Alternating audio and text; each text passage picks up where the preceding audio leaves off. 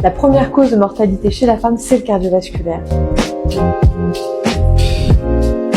La femme, pendant longtemps, on a pensé qu'elle était moins à risque que l'homme. Et en fait, les chiffres prouvent que c'est complètement l'inverse. La première cause de mortalité chez la femme, c'est le cardiovasculaire.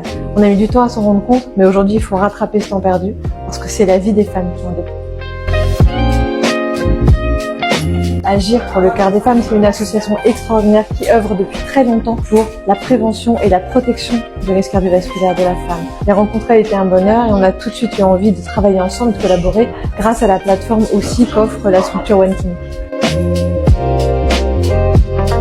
Avoir une approche différente, pouvoir faire véritablement du repérage, pouvoir permettre à ces femmes d'avoir un espace où elles peuvent exprimer leurs risques, où elles peuvent exprimer leurs peurs et où nous, on peut les amener à reprendre en main leur santé et notamment leur santé cardiovasculaire. Qu'elles sont à risque? Souvent, elles ont l'image que c'est une problématique de sein, une problématique gynécologique, mais elles oublient complètement qu'elles sont à risque cardiovasculaire et que tous les facteurs de risque sont très importants, comme le tabac ou même comme l'alcool.